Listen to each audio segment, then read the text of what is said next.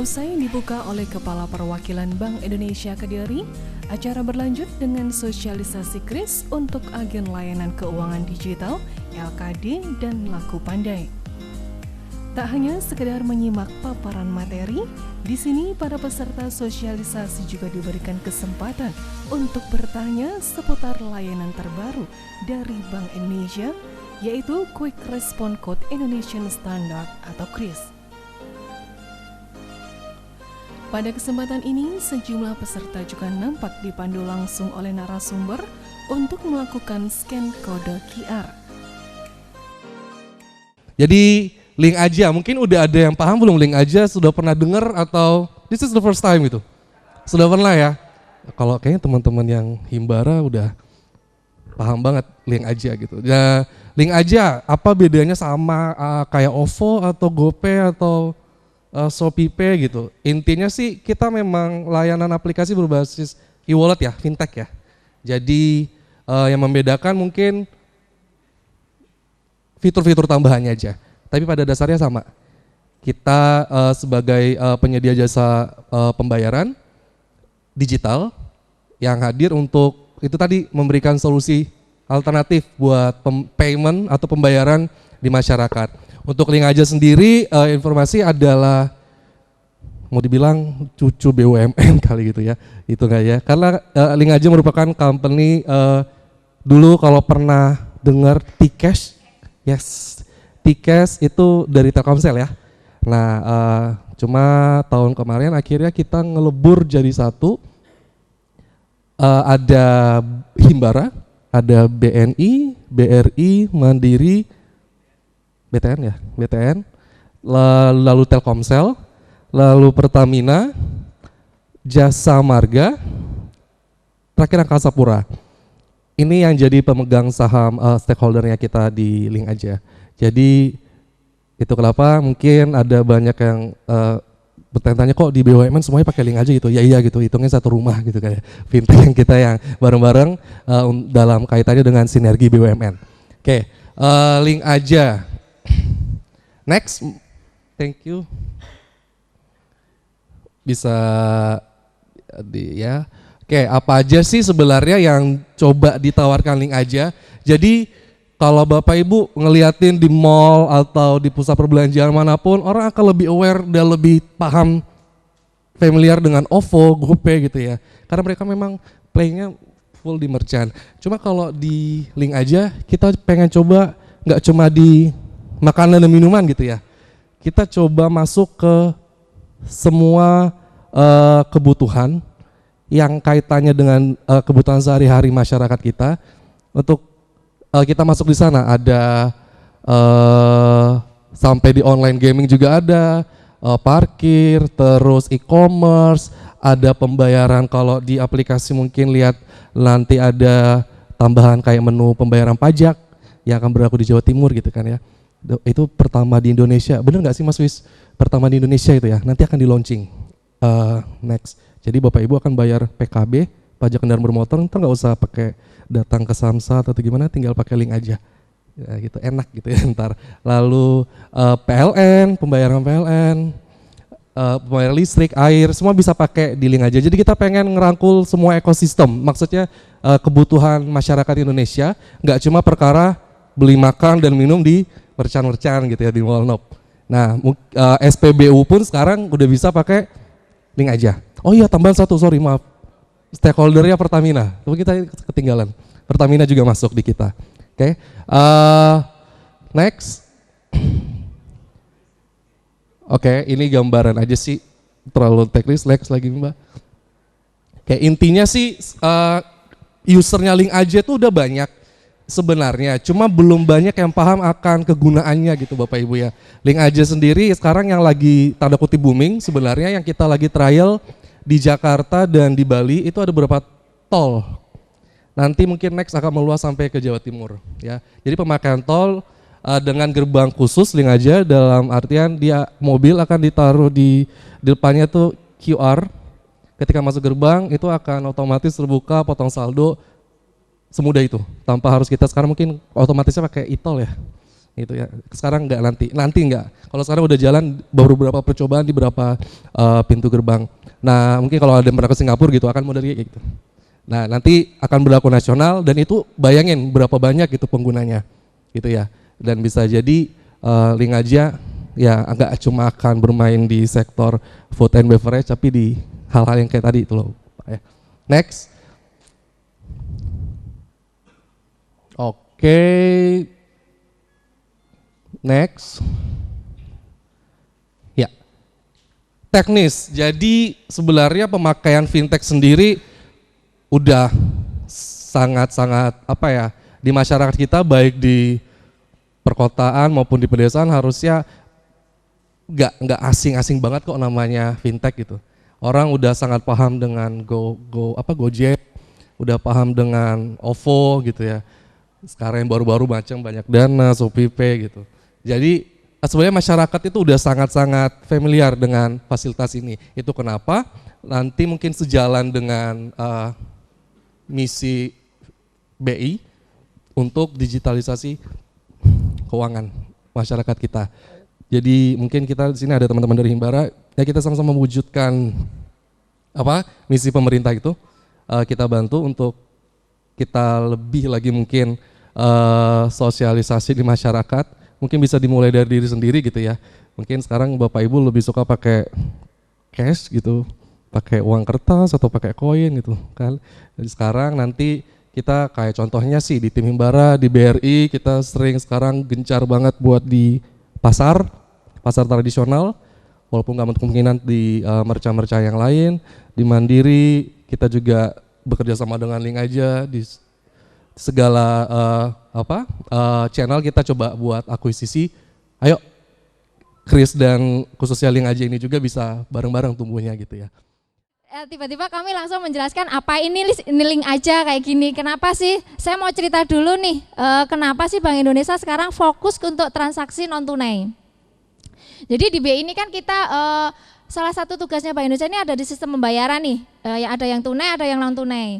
Kenapa kita beralih ke non tunai? Karena di situ Pak, kita ini untuk tunai ini kita mulai merencanakan, kita mulai mencetak, mengedarkan, memusnahkan, itu semua tugasnya ada di Bank Indonesia.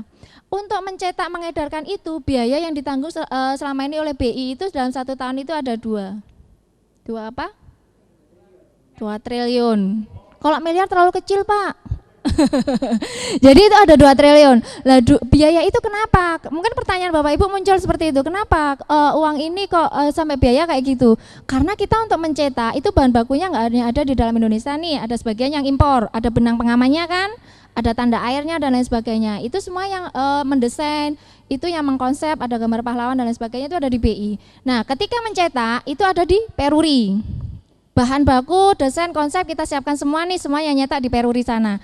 Uang yang tercetak itu dari Peruri, sempurna tidak sempurna, kita ngasih kertasnya misalnya itu ada 1000 lembar, itu kembali ke Bank Indonesia harus 1000 lembar. Yang nggak sempurna itu harus dihancurkan lagi oleh Bank Indonesia. Yang sempurna itu yang ada di dompetnya Bapak Ibu.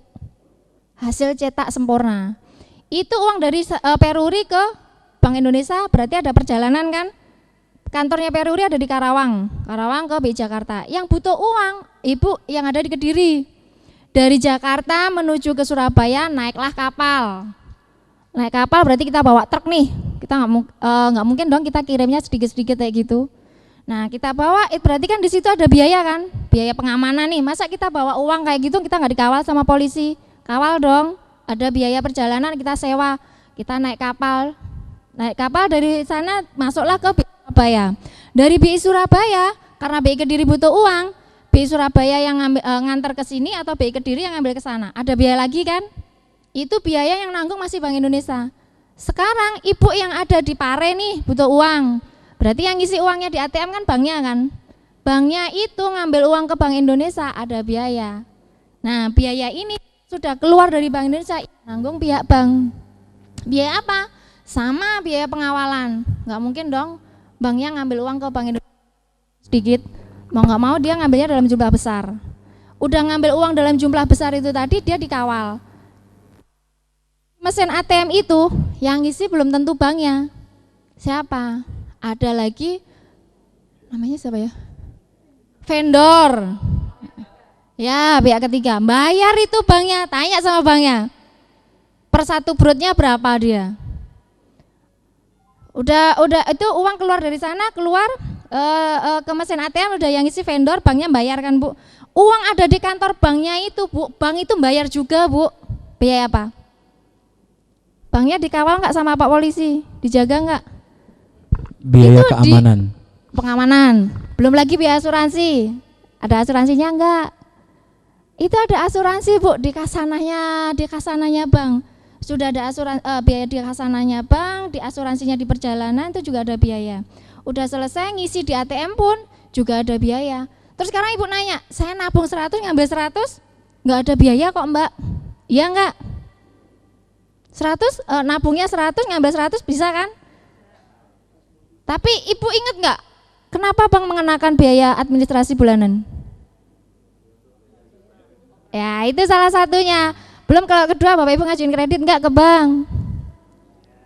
Ada biaya enggak? Salah satunya yaitu untuk menutup biaya operasional yang dikeluarkan oleh banknya.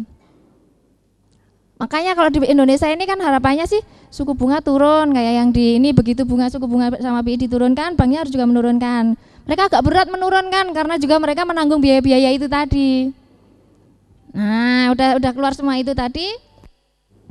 Makanya kita mengarahkan Bapak Ibu ini yang sebagai agennya si bank ini untuk dapat bertransaksi secara non tunai, mobile banking lah kayak gini. Nanti habis itu nanti saya dikomplain lagi, Mbak saya transaksi di sana itu loh pakai mesin di DC-nya si A si B dikenakan biaya. Itu saya tuh paling kesel kayak gitu karena yang nyuruh BI. Mereka alasannya kayak gitu.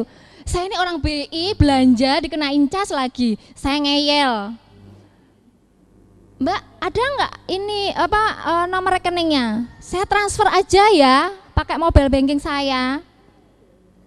Kalau pakai mesin desa dikenakan biaya. Saya nawar, saya nego, saya pakai mobile banking. Sudah ya, ini transaksi saya masuk ya. Kalau enggak, kalau dia ragu-ragu, akhirnya Mbak nomor WA-mu berapa sih? Tak capture, tak kirim ke WA-mu. Saya ngakalinya kayak gitu. Sebenarnya di Bank Indonesia itu biaya itu memang ada Ibu, itu namanya biaya MDR. Biaya MDR itu harusnya yang menanggung si pihak merchant toko, bukan dikenakan kita sebagai pembeli. Ini yang perlu diluruskan. Tapi banknya ambil simpel, yang nyuruh BI kok. Bukan, itu sebenarnya di ketentuan kami itu memang ada MDR-nya ini harusnya yang nanggung si toko. Kenapa kok toko dikenakan? Kok enak aku dikenakno?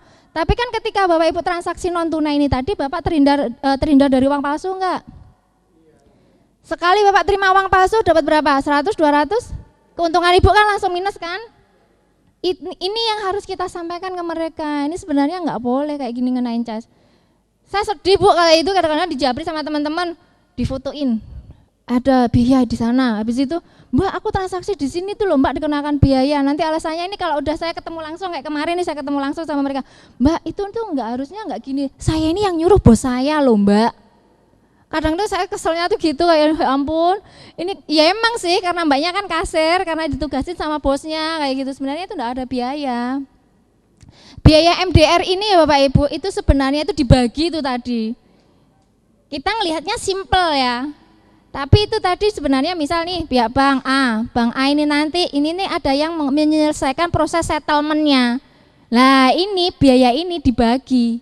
Sebenarnya 0,15 atau 0 berapa itu dibagi Pak, bukan banknya aja yang nerima. Di sini tadi itu ada PT-PT-nya. Bapak Ibu kalau transaksi di mesin ATM ada gambarnya, link aja atau lintas arta atau apa. Itu mereka yang dapat bagian itu Bu. Sementara itu, Puncak Pekan Kris Nasional 2020 digelar pesta rakyat oleh Bank Indonesia Kediri di Gor Jayabaya yang dimeriahkan dengan sejumlah hiburan untuk masyarakat Kediri dan sekitarnya.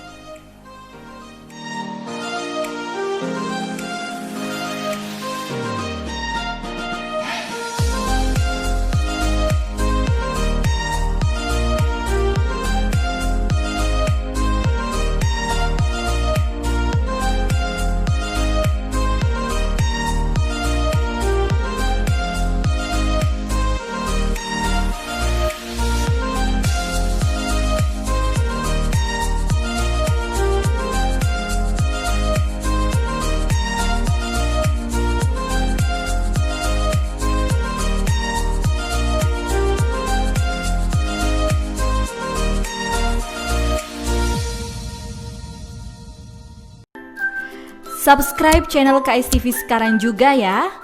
Dan klik lonceng biar nggak ketinggalan update video terkininya KSTV.